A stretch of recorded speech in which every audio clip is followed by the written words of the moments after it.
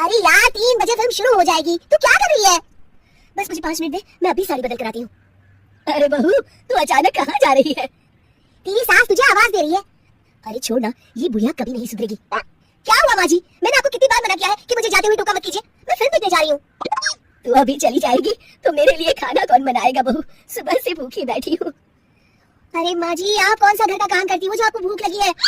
अच्छा मुझे देर हो रही है, चलना रीटा। अंजलि के जाते ही सीता देवी अपनी किस्मत को कोसते हुए सारा दिन घर में भूखी बैठी रहती है। इस तरह अंजलि अपना बहू होने का कर्तव्य कभी नहीं निभाती थी। वहीं दूसरी तरफ अपनी सास के खाते से पैसे निकाल के अपने शौक पूरे करती थी। लेकिन सीता देवी इस उम्मीद पर थी कि एक दिन उसकी बहू सुधर जाएगी। फिर एक दिन सीता देवी की जुड़वा बहन गीता देवी वहाँ आती है। अपनी बहन को घर के काम करते हुए देख गीता देवी आग बबूला हो जाती है। अरे ये सब यहाँ क्या चल रहा है सीता? तेरी बहू कहाँ है जो तू घर के काम कर रही है? सीता देवी भावुक होकर रोने लगती है। अब तुझसे क्या छुपाऊं? तेरी बहू रत्ती भर भी मेरी इज्जत नहीं करती। मजबूरी में मुझे घर के सारे काम करने पड़ते हैं। वो तो बस सारा दिन अपनी सहेली के साथ सैर सपाटा करने में लगी रहती है। अच्छा, तो उस चिड़िया के पर निकल आए। तू चिंता मत कर, मैं ऐसी कई बिगड़ेल बहुओं को ठीक कर चुकी हूँ। मैं इस चुड़ैल से निपटूंगी। तू कुछ दिनों के लिए मेरे घर चली जा, मेरी बहू तेरी अच्छी देखभाल करेगी। फिर दोनों बहनें आपस में साड़ियां बदल लेती हैं और सीता देवी अपनी बहन के घर चली जाती है। देर रात अंजलि जब घर आती है तो अपने कमरे का नजारा देख उसकी आंखें फटी की फटी रह जाती है। हे राम, मेरे कमरे का एसी कहाँ चला गया?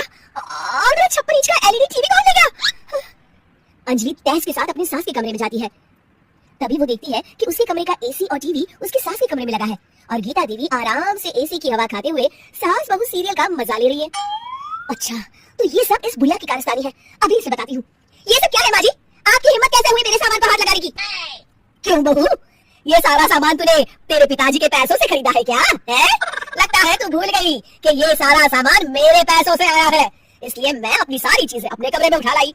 तुझे कोई एतराज है? चल जा यहाँ से, सीरियल का मजा किरकिरा मत कर।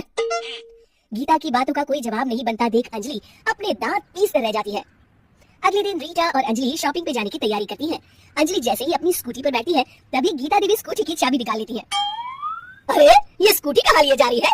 ये भी मेरी कमाई की है। माँ जी, ये तो आप हाथ कर रही हैं। मैं बाहर पैदल जाऊंगी क्या? हाँ पैदल जा, वैसे भी तुझे घूमने का शौक है, मुझे नहीं। देखिए माँ जी, इस तरह मेरी सहेली के सामने मेरी बेइज्जती करके आप ठीक नहीं कर रही हैं। आप मुझे अच्छी तरह जानती हैं, बहुत भी आपको पछताना पड़ेगा। अच्छा, तो तू नहीं सुधरने वाली, मेरे ही घर में मुझे ही धमकी दे रही है। तेरी याददाश्त के लिए बता दूं कि ये मकान मेरे नाम पर है।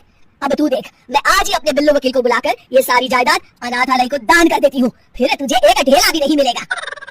गीता की बातें सुनकर अंजलि के पैरों तले जमीन खिसक जाती है।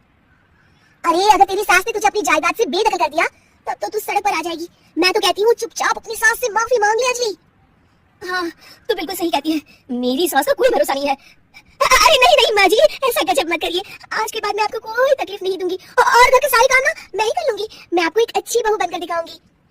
कुछ दिनों के बाद ये लीजिए माँ जी, आराम से गाजर का हलवा खाइए। खुशबू तो बहुत अच्छी है। हाँ माँ जी, वैसे मैंने सब काम कर लिया है, तो मैं आपके पैर दबा दूं, आप आराम से हलवा खाइए। इस तरह गीता देवी अंजलि को सही रास्ते पर ले आती है और सीता देवी वापस अपने घर में आकर रहने लगती है।